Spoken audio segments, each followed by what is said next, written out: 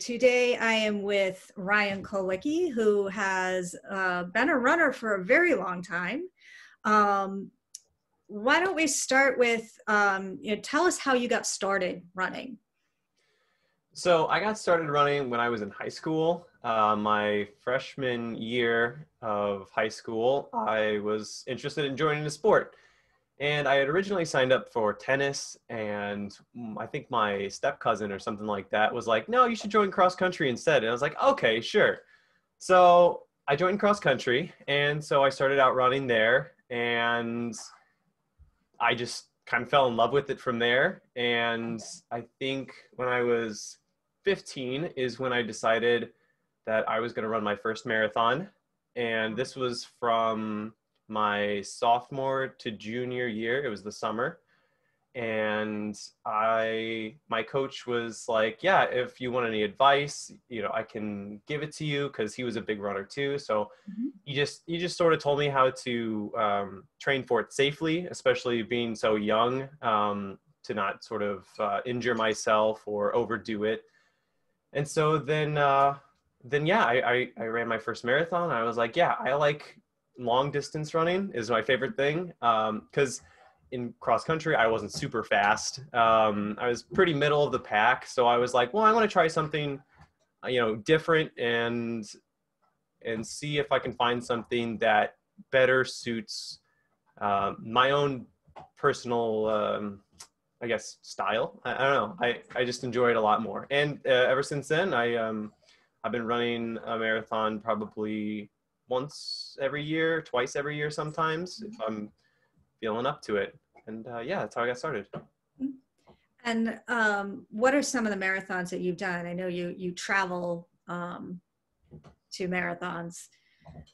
Yes. So the very first marathon that I ran, it was in South Bend, Indiana. Okay.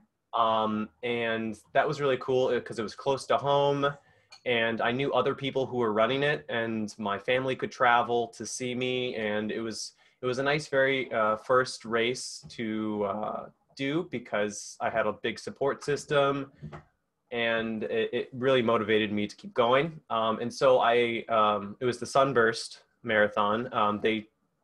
Right now, I don't think it's a marathon anymore. They just have it as a half marathon. But I digress. Anyway, so I ran that while I was in high school. So I did it three times.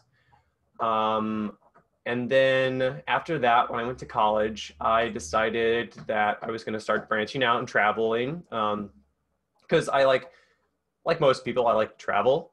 And this sort of gives me an excuse to do so, if only for, a weekend or so.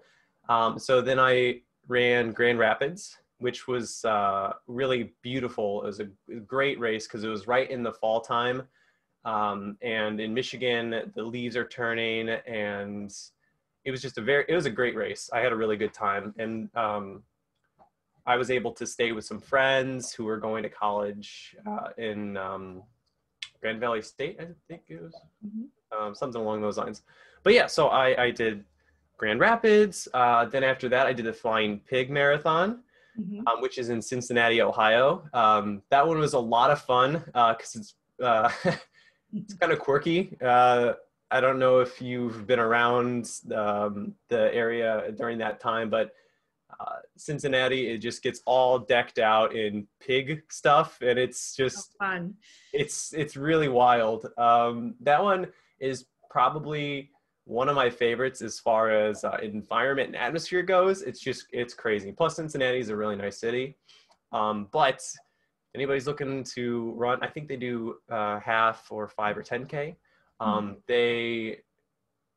It's really hilly there, so be warned.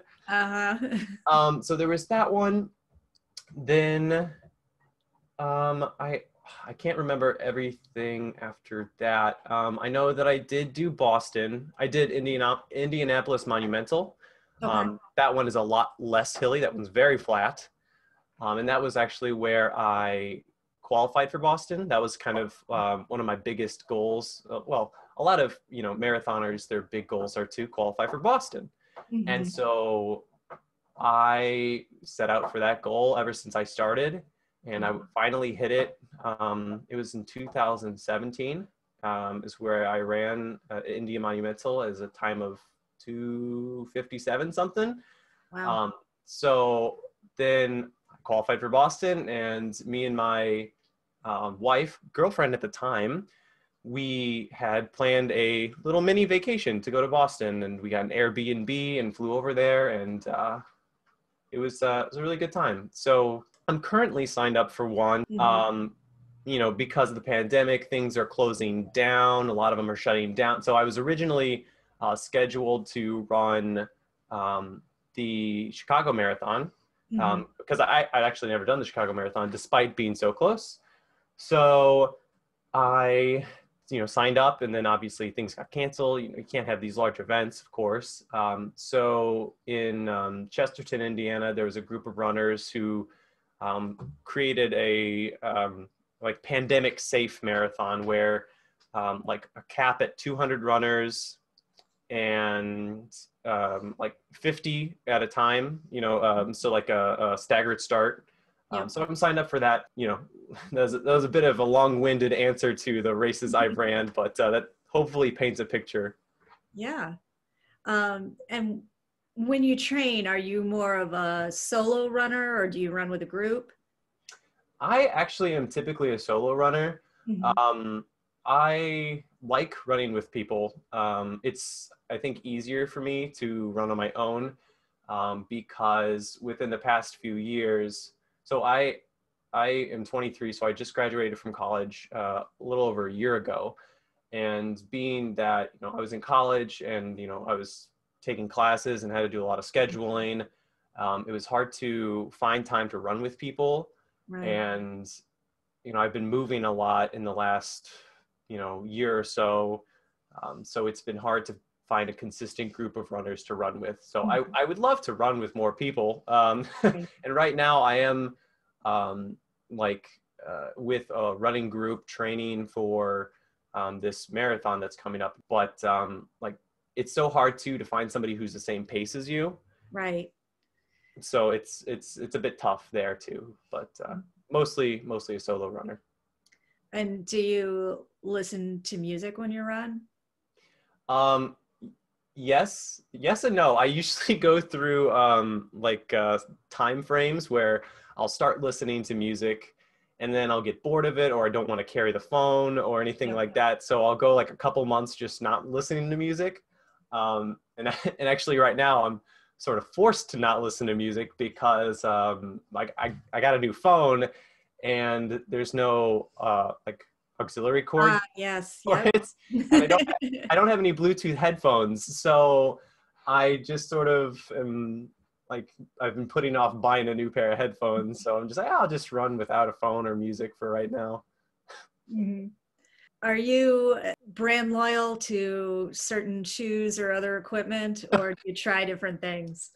I do like to try a lot of different things, but I must say right now I'm probably, as far as shoe loyalty, pretty loyal to Brooks. I'm just getting over an injury, actually, an Achilles injury, which I've never had before, and that was a new one. I've had injuries in the past, but I went to go get it checked out, and I got a lot of different advice from other runners, and they said that like, hey, you should probably find a pair of shoes with a lot more support Uh-huh. and a higher lift. And so I was like, okay, what do you recommend? And they were like, well, you should probably do like the Brooks Ghost because there's a big heel drop for that, and that would probably help that impact on your Achilles. And so I've been wearing that, and it's my Achilles, like the pain is still there a little bit, Uh-huh.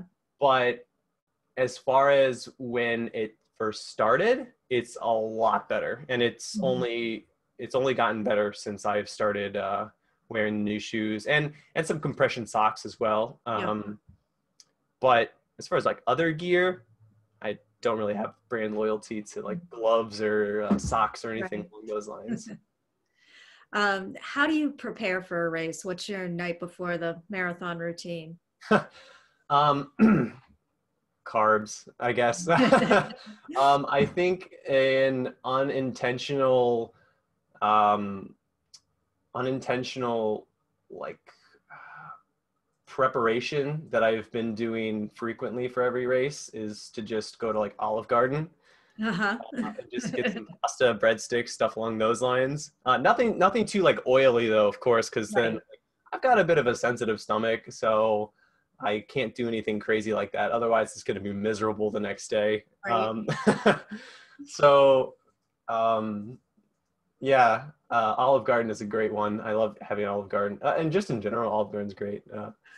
But the morning before a marathon, I have found that in general, for me personally, I can't really eat too much before a run. But the one thing that I found that I can eat pretty much at any time and still be okay is bagels. Like not just untoasted, unbuttered, just plain bagels. So before a race, I will typically have like a bagel or two, just plain, not buttered or anything, and some water. Yeah, that makes sense. Carbs, easy to digest, easy on your stomach. Hmm. So if somebody who knows you're a runner is thinking about trying it, asks you, should I try this? What do you say to them? I say yes. I think you should definitely try it. Obviously, I'm biased, but I have gotten a lot out of it, as far as health, as far as like it's very relaxing too. And I know that's sort of I don't know, counterintuitive if I talk to somebody who's a non-runner and I say, yeah, it's very relaxing. They're like, running? That's it's not relaxing. You get tired. I'm like, well, yes and no. It's very like cathartic, I guess. Um, and so I think that there's just like a lot of benefits to it. And especially if somebody were to come up and ask me, I already know that that person has like thought about it and has maybe intentions. Um, I wouldn't recommend it to everybody because it is, I mean, it's not easy and it is a little bit of a time commitment too. If, if you're just, especially if you're just starting out, because if you wanted to like do longer distances, it's obviously going to take you a lot longer because your pace is higher than somebody else who's been doing it for a while. So it is a big time commitment too. But overall, yeah, go for it. It's awesome. Well, thank you so much for spending some time with me today and sharing your story. Really appreciate it. Yeah, absolutely. Well, thank you for inviting me to talk. I love to babble on about running any chance I get. And so this has been a real treat for me. Thanks, Kristen. I appreciate it. Oh, you're welcome.